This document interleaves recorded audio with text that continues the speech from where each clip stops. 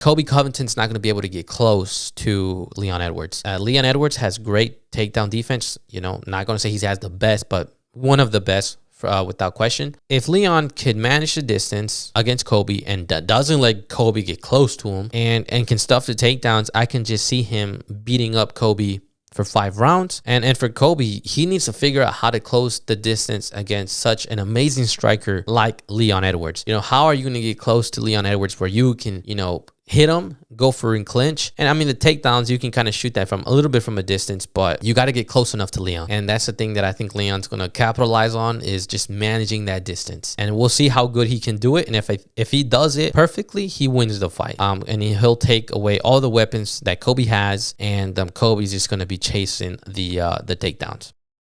Hey guys, welcome to the False 9 podcast here with episode 186. This is your host, Alvaro. We have UFC 296 going down this weekend. Guys, this is my second take. I recorded this last night, but I thought it was a little rough to listen to. I listened to like 10-15 minutes, and I had a feeling that I wasn't going to like it. It was 43 minutes long, and I was like, man, this is just way too long. And I'm re-recording. Hopefully, I am a lot quicker with getting to the points and not just talking way too much. But if anyone wants to hear that, let me know in the comments, in the YouTube comments, and I will probably upload that if anyone wants to hear a longer version or just hear me ramble off a little bit. Also, I just want to acknowledge everyone who likes, shares, comments on the YouTube, TikTok, Instagram Reels, anywhere where you see us and you support us, whether that's viewing, liking, sharing, commenting. Like I said, any of those interactions that you have with our content, I really do appreciate it. It means a lot to me.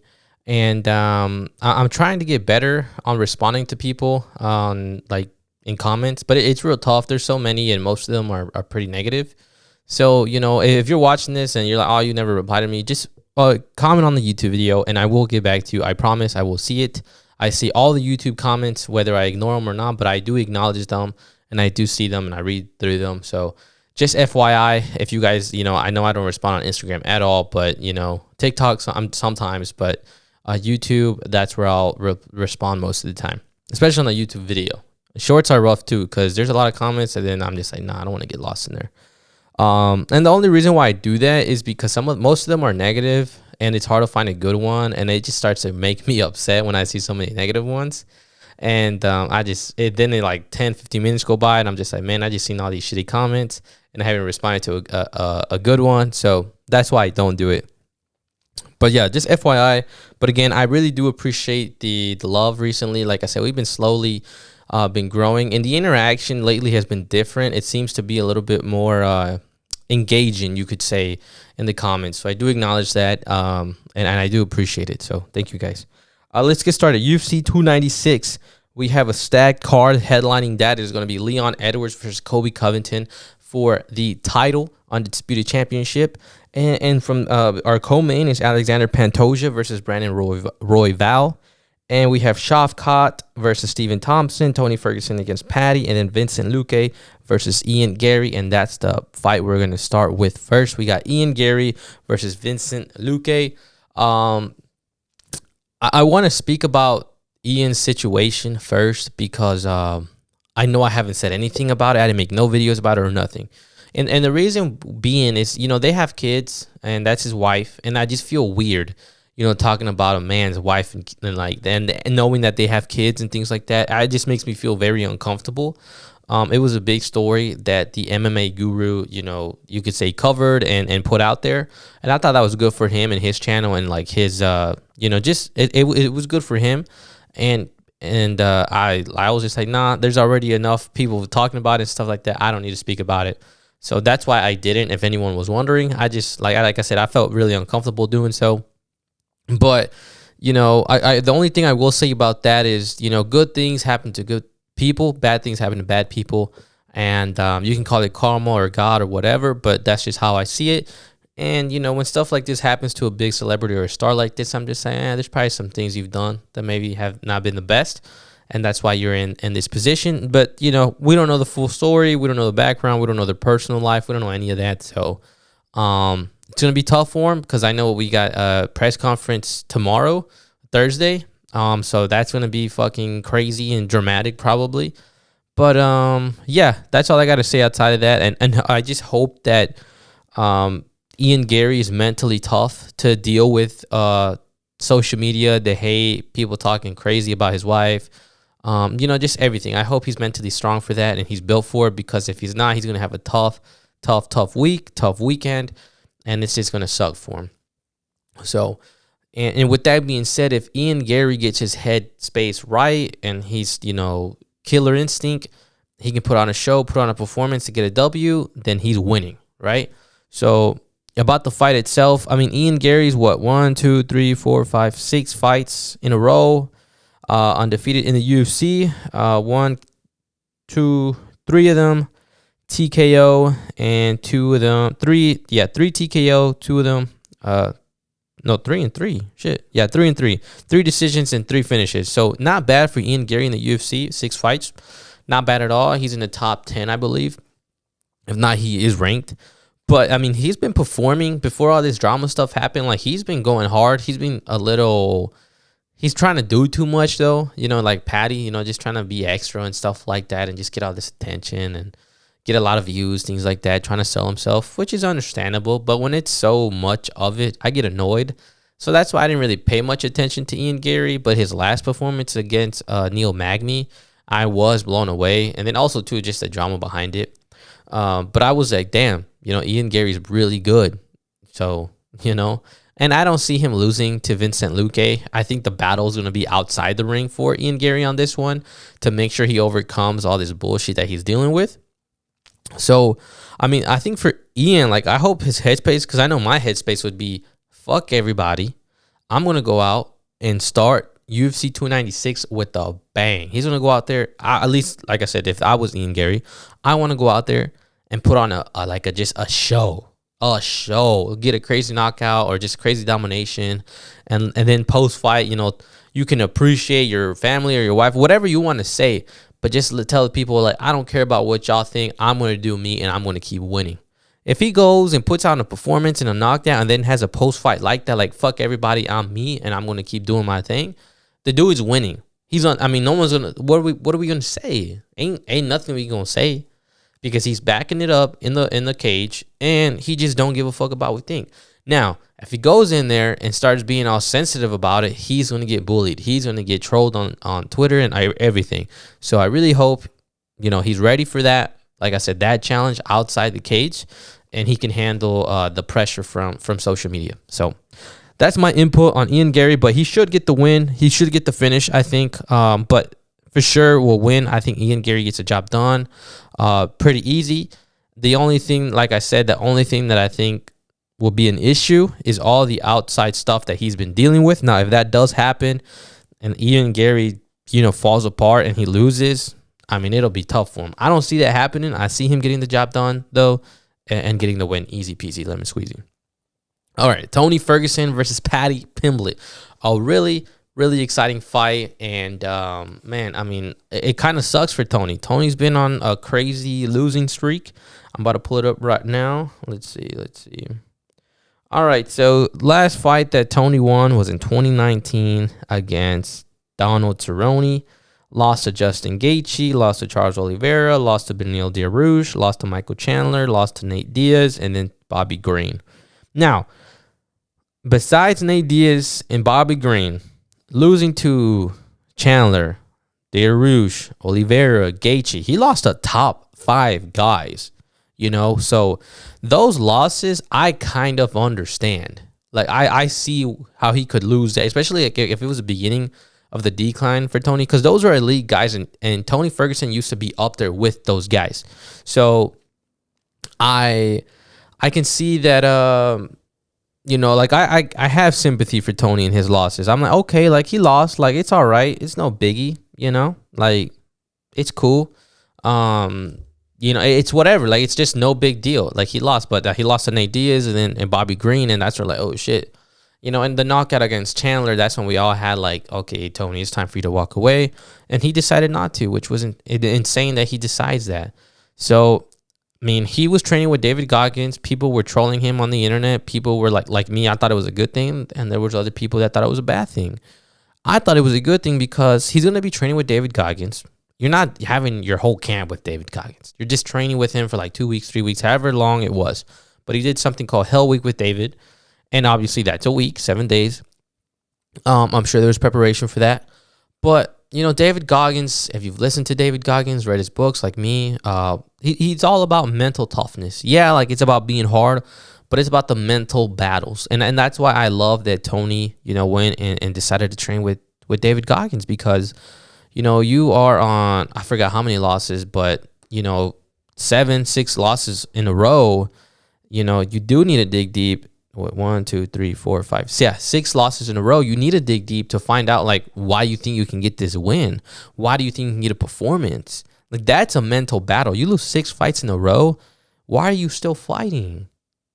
Like that's how he must be feeling, or he must felt. And he said, you know what? I'm gonna call David Goggins and get my mind right, beat this fucking Paddy Pimblett, and then retire. I think that's what he wants to do. I think he's gonna beat Paddy Pimblett. He wants to beat Paddy, and then he's gonna walk away from the sport. And I mean, I wouldn't want anything else for him. Like, I would be so happy if that happened for Tony. But, you know, the mental battles will be there. They will be there, and they've been there for Tony. And I'm so happy that he trained with David Goggins because of that. So that's why I was okay with it, and I was happy with it, because clearly, you know, training with David, I'm sure he's sore. I'm sure he got a little beat up, you know, and every fighter gets beat up before a big fight or any fight. You know, most fighters don't come in at 100%. Most of them come in with a little something's bothering them, right? So, you know, Tony Ferguson is going to just be mentally ready. And if he has the tools that he needs to be able to beat Paddy, which I think he does, then I think he could do it. Now, you know, Tony's a fighter that is very experienced and probably doesn't need a lot of sparring. So that's why I also think it was decent for him to go to David. Like, you know what, take a different approach. You already kind of know how to fight. You know, just make sure you sharpen your tools to make sure you're prepared for this fight, but mentally get ready. Like, that's the biggest battle for Tony here. So, again, that's why I'm with it. Now, the fight itself, I'm not a fan of Paddy, you know. Again, just obnoxiously annoying, like Ian Garry from the start. He hasn't made a lot of noise recently, and I feel like it's because he had kids and he kind of chilled out. I don't know. That's just my assumption. So... You know, but before this fight, you know, very just annoying, talking a lot. And he might talk a lot in the press conference, but just trying way too hard to, like, get people to watch him, it seems like, you know. And in his last fight, I think he got humbled. Like, he got rocked by Jared Gordon, and I think he lost that fight. So let's not fucking forget that he almost lost to Jared Gordon. I think he's in the top 15. So, I mean, I don't think Paddy's up there. I think there's some things that he needs to work on if he wants to get up there. And Tony Ferguson, I mean, he's an experienced fighter that can just outsmart Paddy, you know, and Paddy could just overwhelm him. But I think Tony's going to be smart enough to catch Paddy coming in. And you know, to talk about the fight itself, Tony, like I said, Tony's an experienced fighter. He's an amazing striker. So I find it very difficult for Paddy to get close to Tony. To close that distance. And I think Tony's going to capitalize on that. And when Paddy's coming in, he's going to be making mistakes, and Tony Ferguson is going to capitalize on those mistakes. That's what I think is going to happen. Because, again, Paddy Pimblett, not that good. You know, so we'll see. It's going to be a 50-50 fight, in my opinion. I really want Tony Ferguson to get the win, and I want, you know, Paddy to get even more humbled. And I think he still has a bright future, you know. And what else about the fight? But it's going to be close. Like I said, 50-50. And it's going to be just very interesting to see Tony Ferguson fighting again. Because, again, he could be losing his 7th fight in a row. And it's just like, all right, Tony, when are you going to decide to walk away? And I think if he gets the win, I think he's definitely walking away. And, I mean, you wouldn't just... He's going to go out there and give it everything. And that's what I want. I just want to see him win and just walk away. So I really hope that's what happens. But that's that. I got Tony Ferguson winning that in decision. Then we have Shavkat Rakhmonov. I hope I said his name right. Against Stephen Thompson, Wonderboy Thompson. So a really exciting fight. I think this fight, I'm a little uncertain about it. I don't know why. Like, I just feel unsure. Like, there's something that's just bothering me, or there's something that I'm not. I know a lot. Shavkat should go in there and destroy Wonderboy. But for some reason, it just feels like that's not going to happen. And I don't know if it's because Shavkat's a more cautious fighter and there's nothing flashy about him, or because Wonder Boy, like, we just don't know what version of Wonder Boy we're going to get. So that's how I feel about it. So, Shavkat, this is his 1, 2, 3, 4, 5, 6 fight in the UFC. 5 wins for him, and all by finishes. He's 17-0, 17 finishes. So dude's a killer, no question. Stephen Wonderboy Thompson just beat Kevin Holland. His last fight, lost to Belal Muhammad. Gilbert Burns beat Geoff Neal and Vincent Luque. So, 2 wins, 2 losses, 8 win. And now you have Shavkat. Like I said, we just don't know what version we're gonna get of Wonder Boy, and I think it all comes down to that. What version are we gonna get of Wonder Boy? But if we look at his history when he fights the elite fighters, he seems to just fall short, and I think that's what's gonna happen here. Again, I'm very just undecisive on how this fight's gonna go, because I think both of these guys are very cautious fighters. They're very good fighters, technical fighters. And I don't know, man. I have a fear that this fight could be boring. Like, I just have that fear. Like, there's just something about this fight, man, that I don't feel so good about. I'm excited to see the matchup, but I want to get hyped, but for some reason I can't. But Shavkat should go in there, get the job done. Like I said, I don't know how he's going to get it done. I just don't know. I have no clue how this fight's going to go. He could just easily dominate Wonder Boy. But I don't know. Wonder Boy's also good on the ground. He's just, I don't know, man. We just don't know what version of Wonder Boy we're gonna get. That's how I feel. So, but ideally, Shavkat should go in there, get the job done. I think he wins in a decision. But that's really how I feel about the fight. Again, I'm sorry, I just don't know. I just feel so unsure about this fight. But let's move on to the co-main event. Alexandre Pantoja versus Brandon Royval. This fight I am excited to see just because of Pantoja. No disrespect to Brandon Royval at all, but Pantoja to me is a guy who I think is going to run the division for a while. I don't know why I have that feeling, but I have that feeling. That guy gave me chills when I was watching the embedded or all access for UFC when he fought Moreno. And he said that when he was in Vegas, he was like, man, I feel the energy. I feel like, this is my moment. It's my time. And, just seeing him speak like that on, clearly he was talking to the camera or whatever, but just like the way he looked, the way he was viewing the Vegas, I was like, man, this guy is like, I don't know, man. At that moment, and I'm getting chills now, but at that moment, I had a feeling. I was like, this guy's going to be fucking Brandon Moreno. He's going to beat my guy. Like, he's going to beat him. And I was scared, and then the fight happened, and it was a war. And the heart that Pantoja showed was incredible, and he dug deep, man. He fucking dug deep to get that victory. He did everything he could. I didn't know how he got the takedown in the 5th round. I was just saying, you motherfucker, bro. Like, you got him. Just at the end, like I said, the last round, he got those takedowns or that takedown, and he got him. So, but Pantoja's that guy, man. Pantoja's the real deal. Let's speak about the records real quick before we get a little bit more into detail. Alexandre Pantoja, I'm going to start with, he lost to Figueiredo in 2019, and then he won, and then he lost again to Askarov in 2020.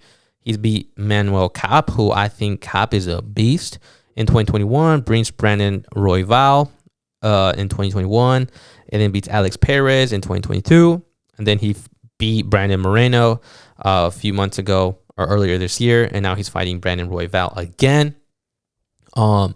So he's been on fire, and he's only gotten better, and clearly he's shown that he takes these losses and bounces back with the win.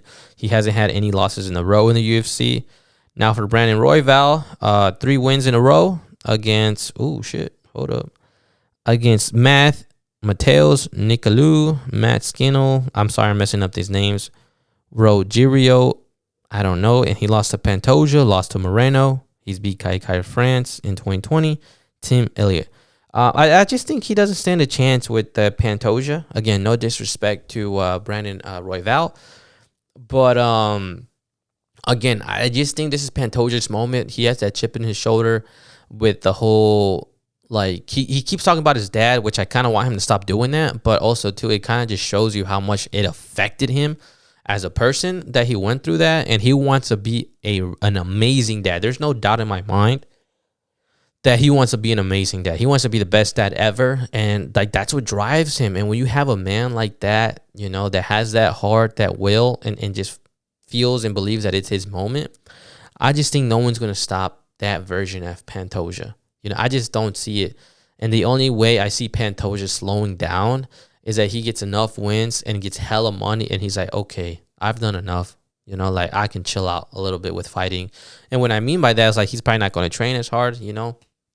I don't know, but I know that he wants to secure the bags for his family. Like there's just no doubt. And if he stays champion and does what he needs to do, he's going to keep bringing in, you know, nothing but great things for his family. And I don't know, man, like a man like that, like he's just going to be undefeated. Not undefeated, but it's just going to be hard for him to lose. And again, he's a scary guy. He's so good on the ground. An amazing ground game, jiu-jitsu, whatever you want to call it. And he's good, pretty decent striking, like really good. He got caught with a few shots from Brandon and just ate him. And he stayed in the fight. There's a few times and he was in danger. And he got rocked a few times, but he stayed in the fight. So he has a fucking chin on him. And he has heart. So Pantoja, I think, is going to finish Brandon in the second round. I think Pantoja he's just too much right now. He's just too good. And I think he's going to finish Brandon Royval in the second round, whether it's a submission or a TKO or knockout, whatever. But I think he gets to finish in the second.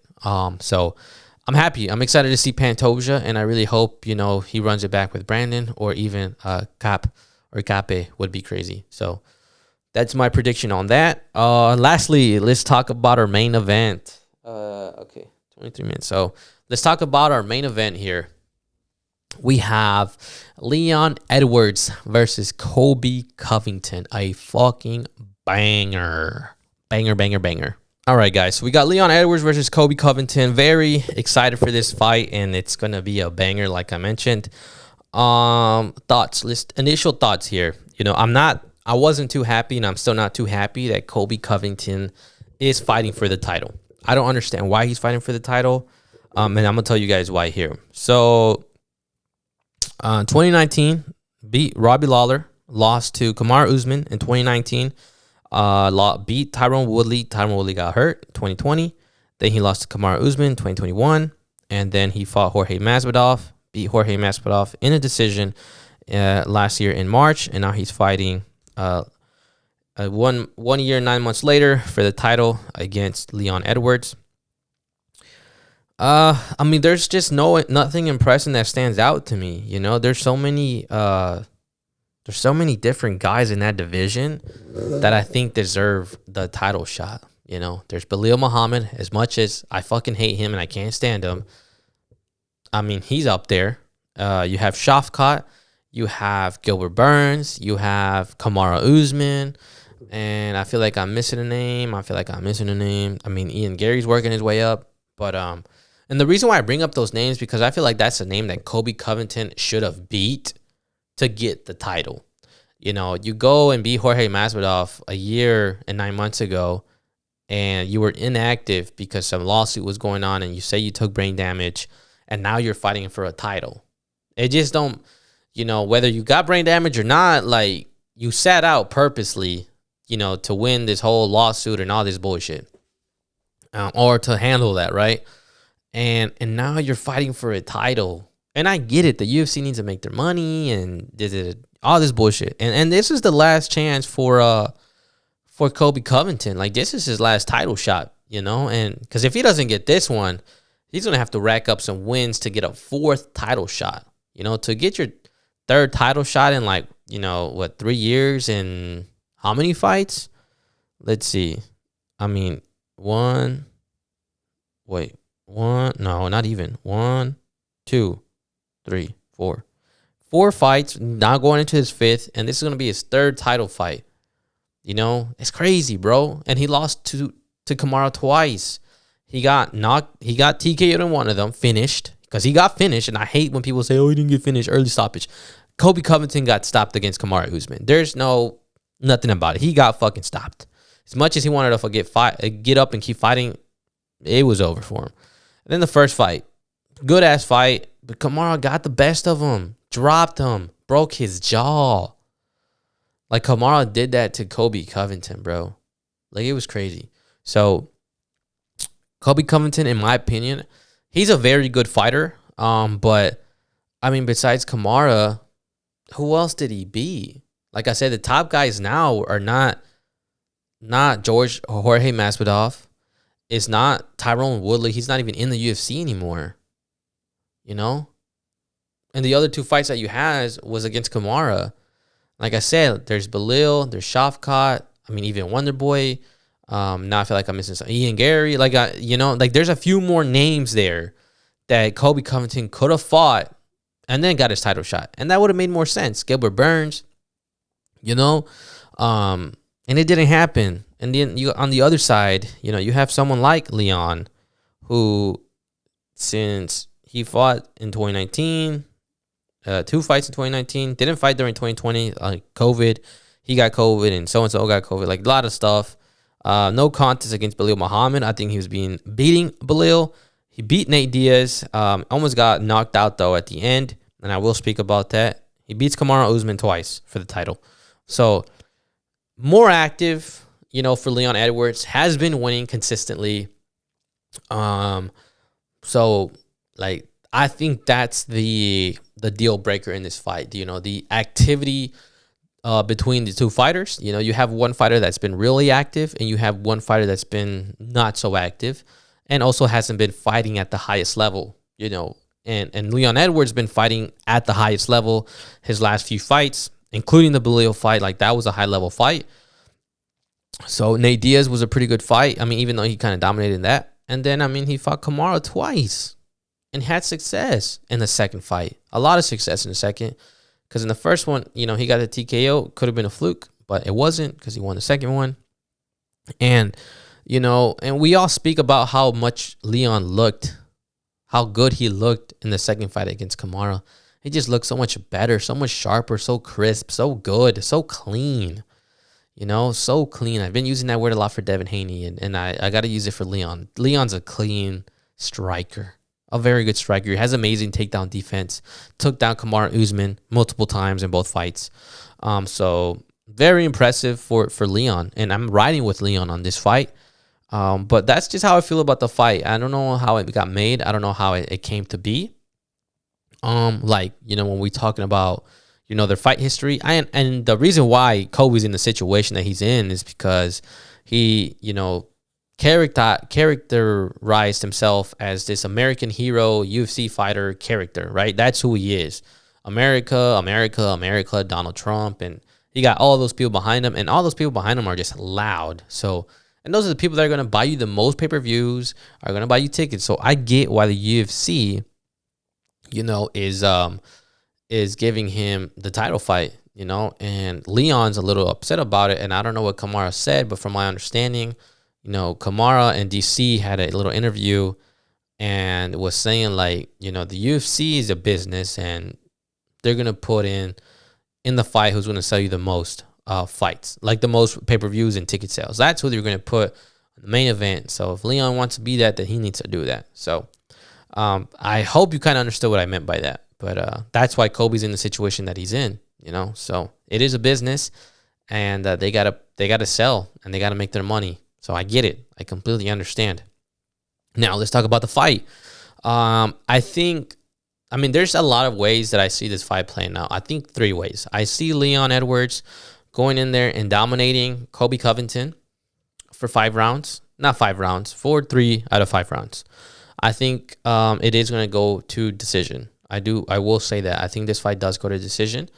And the pros for Colby Covington, crazy cardio. Now, for Leon Edwards, not the best cardio.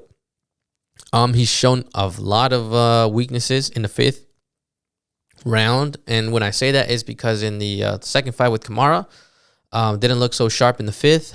And against Nate Diaz, got caught in the last round.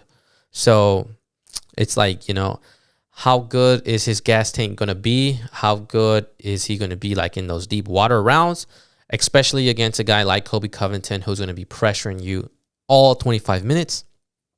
So that's one factor that, I think about. The other factor is Colby Covington's not going to be able to get close to Leon Edwards. And Leon Edwards has great takedown defense. Not going to say he has the best, but one of the best without question. And if Leon could manage the distance against Colby and doesn't let Colby get close to him and can stuff the takedowns, I can just see him beating up Colby for 5 rounds. And for Colby, he needs to figure out how to close the distance against such an amazing striker like Leon Edwards. How are you going to get close to Leon Edwards where you can, hit him, go for in clinch? And I mean, the takedowns, you can kind of shoot that from a little bit from a distance, but you got to get close enough to Leon. And that's the thing that I think Leon's going to capitalize on, is just managing that distance. And we'll see how good he can do it. And if he does it perfectly, he wins the fight. If he can manage the distance, he wins the fight. And he'll take away all the weapons that Colby has, and Colby's just going to be chasing the takedowns. So, like I said, I don't really know, but I think Leon will win. I find it very hard for Colby to have any success anywhere. I don't see him having success on the feet. I don't see him having success on the ground. I just see him being annoying for 5 rounds and trying for 5 rounds. And when I say annoying, like just pressuring Leon the whole fight. But I don't know, man. I don't know. But we're gonna see how good Leon is, because against Kamaru Usman, like, I don't want to say that he just has Kamaru's number, but there was moments in those fights, from both fights, where Leon looked defeated. He looked like he given up. He looked like he got beat. And if Colby Covington just overwhelms you too much, is that going to be too much for you, where you decide to take, where you decide to want to quit, or you kind of want, you don't give it your all anymore? I don't know. So, it's going to be very interesting how the fight plays out. But I'm just very curious on how Colby's going to be able to get close to Leon to be able to do any damage. And I just don't see it happening. I just can't see Colby Covington doing anything to Leon. So I got Leon winning this fight by knockout, like in the 3rd or the 4th round. I will be scared if this fight goes to the 5th round, because if it goes to the 5th round, I mean, Colby just has a chance. That's how I see it. You're going into Vegas. Colby Covington's going to be A-side. There's just no doubt. There's going to be a lot of Leon fans there, but Colby Covington's going to be like the favorite there, and the fan favorite. They're going to be cheering him on, America, all the way. Leon Edwards is probably going to get booed. So you have to leave just no doubts for Colby, because if there's any little doubt who won that fight, they're going to give it to Colby Covington. So Leon has to be ready, and he has to just leave no fucking questions asked. I beat this guy, and that's by finishing him or by beating his ass for 5 rounds. So, and I hate saying this, but I find it very difficult for Leon Edwards to just beat up on Colby Covington for 5 rounds, because Colby Covington is a good fighter, and Leon Edwards has shown weaknesses, and I don't know if he could be able to beat up on a guy for 5 rounds. So we'll just have to see. I have Leon Edwards, though, like I said, getting the finish, whether it's a knockout or a submission in the 3rd and the 4th round. Let me know what you guys have. Now, those are all my UFC 296 predictions. Let me know who you guys have winning these fights. I want to hear all about it, and I'm very just curious. And lastly, Jake Paul. We got Jake Paul fight. Jake Paul's fighting. No one cares. No one knows about it. He hasn't sold that bitch out. There's a reason for that. There's a reason why it hasn't sold out. There's a reason why he's not promoting it. There's a reason why he say he's going to wear the same stuff that he wore. There's a reason behind this. I don't know what the strategy is, but there's a reason. Whether it's that he might lose, or maybe he just wants a tune-up fight, like he just wants to craft his skills, work on his skills. And kudos to him if that's what he does. Like, if he wants to get better and just fight a different style of a guy, and that's why he doesn't care about promoting it, bro, that's fucking awesome. Now, if he's scared that he's going to lose and that's why he's not promoting this, like, that sucks. But I don't think that's why he's not promoting it. I really do think this fight's just not being promoted because, again, he just wants to work on his skills and wants to fight a certain type of fighter and just wants to get better. That's what I think. So kudos for Jake Paul for that. And he's going to get all this hate. I think he wants all the hate. So, yeah. And KSI is a fucking... The dude can't... Jake Paul lives rent-free in KSI's head. And it's so funny because the KSI fans just be riding for their guy. But I'm like, bro, KSI's a goofy guy. The dude can't stop talking about Jake Paul. He can't stop bringing up how this and that. And now he's saying like, oh, he's not a drawl anymore. And I'm like, KSI, chill the fuck out, bro. Jake Paul has put on like 3 to 4, maybe 5 great pay-per-view events. And how many have you put? Like, come on. And now to say like, oh, he's not a drawl anymore. That's an easy way out, bro. That's an easy way out. But guys, I hope you guys enjoyed the episode. I feel like this shit's still 40 minutes long. I hope you guys enjoyed. Watch the whole thing. I hope I did a better job than the first one. If you guys want to see the first one, let me know in the comments and I will post it with no effort. I'll just upload that bitch. Let me know. See you guys on the next one. Let me know who you guys have. Peace.